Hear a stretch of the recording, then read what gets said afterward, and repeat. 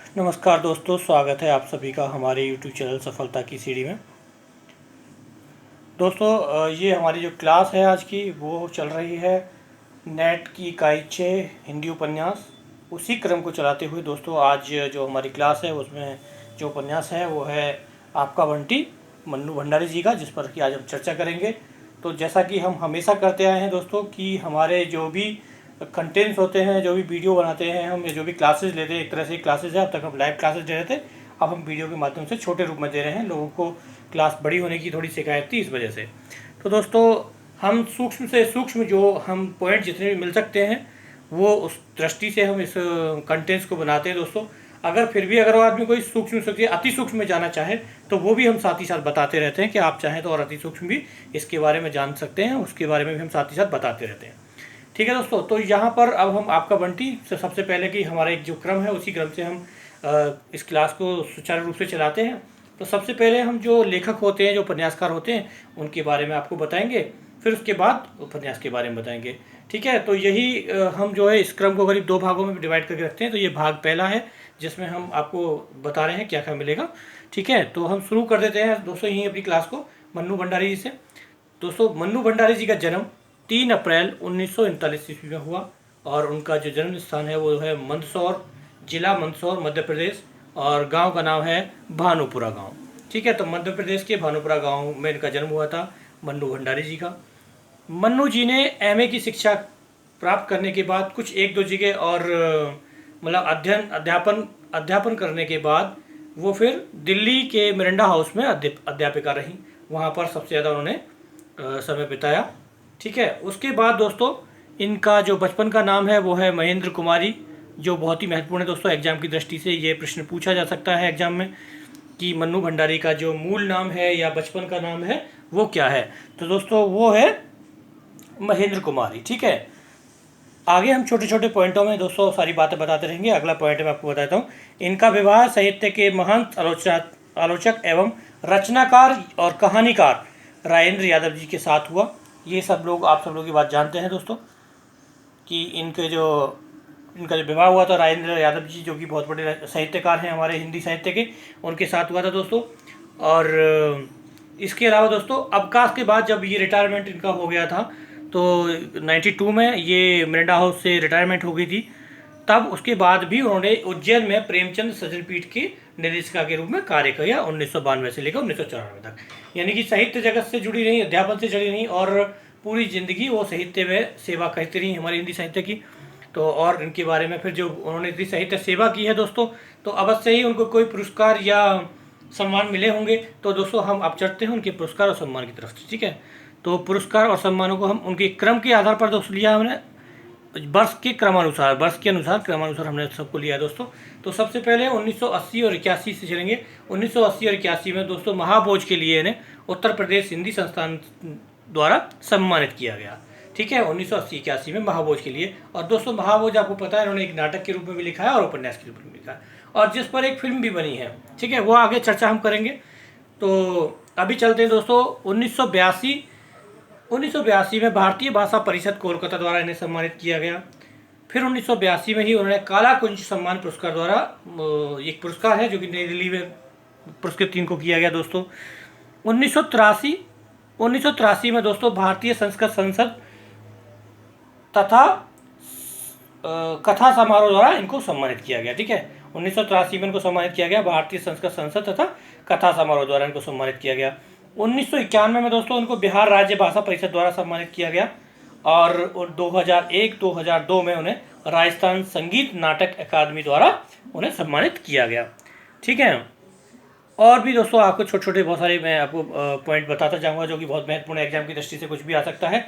2001-2002 में महाराष्ट्र यानी 2001 में उनको राजस्थान संगीत नाटक अकादमी द्वारा पुरस्कृत किया गया, और उसके बाद 2004 में महाराष्ट्र राज्य हिंदी साहित्य अकादमी द्वारा उन्हें सम्मानित किया गया।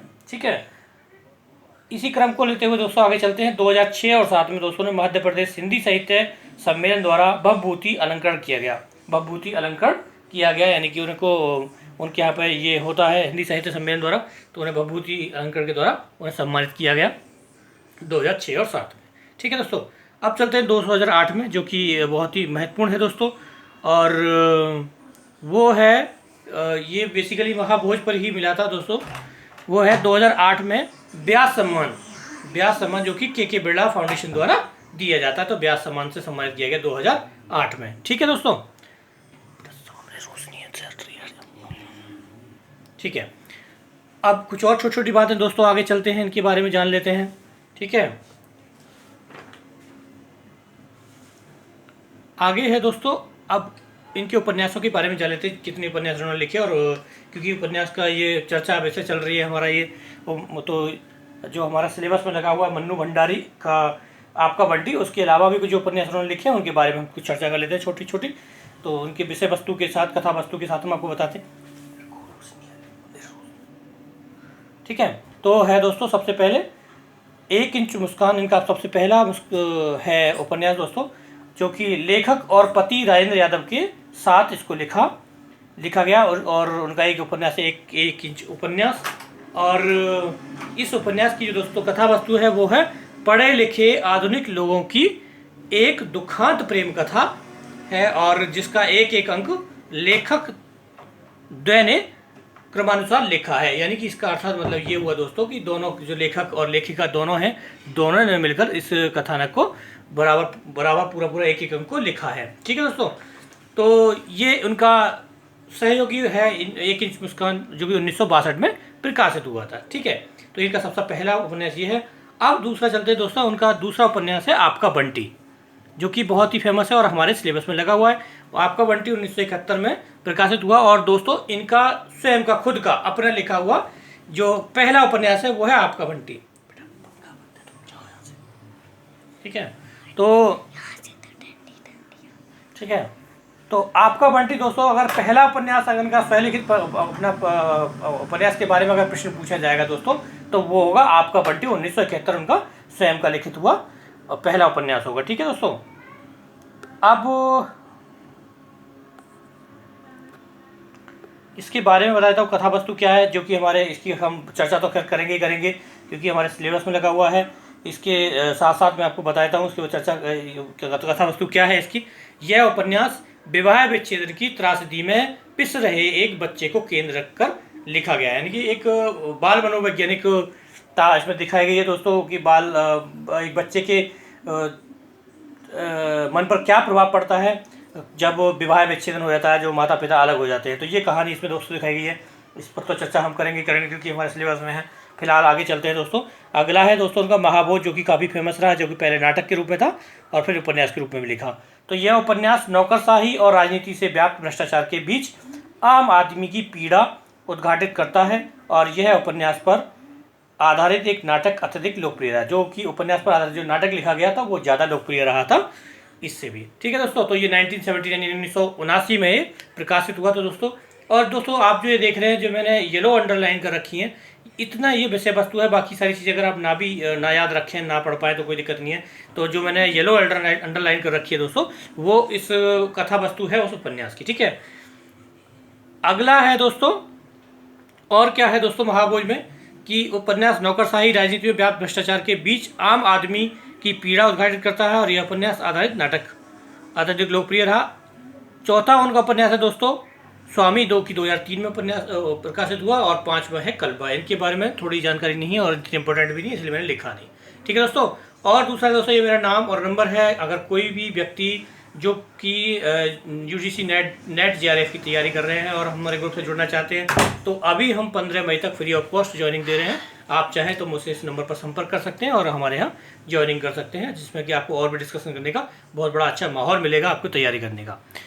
दोस्तों आगे चलते हैं। और एक महत्वपूर्ण बात है दोस्तों, तो इन्होंने फिल्म जगत में भी बहुत सारा काम किया, बहुत सारी पटकथाएँ लिखी, बहुत सारे लेखन लिखे फिल्मों के लिए और धारावाहिकों के लिए।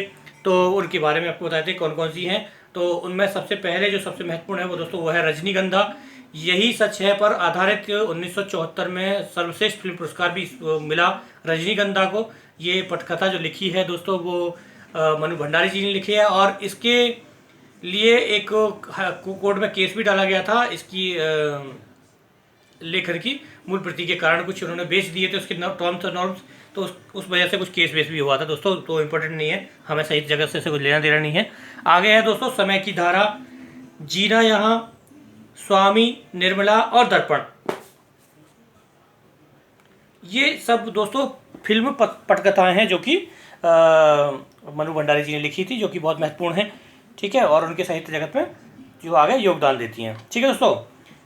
और दोस्तों आपसे गुजारिश करेंगे, आग्रह करेंगे, अगर आपको हमारी वीडियो, हमारे कंटेंट और हमारे जो कंटेंट हम आपको दे रहे हैं वो सब अगर आपको अच्छे लग रहे हैं तो कृपया करके प्लीज़ हमारे इस वीडियो को लाइक करें, शेयर करें और सब्सक्राइब करें। और वो जो लोग जो हमारे ग्रुप से जुड़े हुए हैं वो तो हमारे परिवार के सदस्य हैं दोस्तों, वो लोगों को तो कुछ कहने की ज़रूरत ही नहीं है, वो तो बिना कहे ही ये सारा काम करेंगे ही, मुझे पूरा विश्वास है, ठीक है दोस्तों। आगे चलते हैं दोस्तों, आगे चलते हैं हम। अब चलते हैं दोस्तों इस उपन्यास का जो मूल उद्देश्य क्या है, क्या उद्देश्य से मन्नू भंडारी जी ने इस उपन्यास को लिखा था। बहुत ही लीग से हटकर दोस्तों इस उपन्यास की रचना की गई थी और बाल मनोविज्ञान पर सबसे पहले लिखा गया उपन्यास है। इस पर जिसको विशेष रूप से मुख्य पात्र जो है एक बाल रूप को है, बाल की मनोवृत्ति को दिखाया गया दोस्तों इसमें। तो उनका जो मुख्य उद्देश्य दोस्तों मैं आपको बता देता हूँ क्या है। तो उनका मुख्य उद्देश्य है, मन्नू जी का मूल उद्देश्य है पति पत्नी के बीच अलगाव की स्थिति में पैदा होने से उनकी जो संतान को किसी दयनीय दशा हो जाती है, यही दिखाना उनका उद्देश्य रहा है इस उपन्यास में, ठीक है।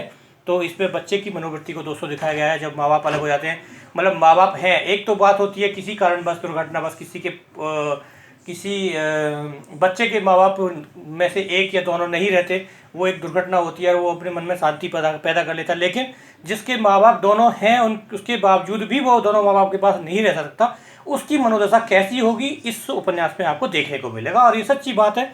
और ये सब क्या, इसकी वजह क्या है, कौन सी कारण है, किस वजह से ये सारी कहानी पैदा होती है, तो दोस्तों ये सब आपको देखने को मिलेगा मन्नू भंडारी में। आगे हम इस पर चर्चा भी करेंगे। तो अभी चलते हैं दोस्तों आगे। इसमें जो मूल समस्या क्या है, सबसे पहली दोस्तों इसकी मूल समस्या हो आधुनिकरण। तो मैंने सबसे पहले आधुनिकरण की मूल समस्या ही इसको लिख दिया है, या पॉइंट 1 में भी हम लिख सकते थे, लेकिन हम यहाँ पर यही कहेंगे कि आधुनिकरण की मूल समस्या क्या क्या है। वो ये है वैवाहिक समस्या, तलाक की समस्या, केंद्रीय या मुख्य समस्या है दोस्तों इस उपन्यास का। अगर हम केंद्र बिंदु की बात कहें तो वो यही है, तलाक की समस्या इस उपन्यास का केंद्र बिंदु रखा गया है, जिस पर कि पूरी रचना का आभार हुआ है, पूरी रचना का लेखन हुआ है, पूरी रचना को सजोया गया है, ठीक है दोस्तों। अगला है दोस्तों संतान की मानसिक यांत्रणा की समस्या, और उससे अगला है अंतर्द्वंद और कुंठाग्रस्त जीवन में संघर्ष की समस्या, और उससे नेक्स्ट है अगला दोस्तों बालपन का द्वंद्व तथा मानसिक तान तनाव से घिरी हुई जिंदगियां।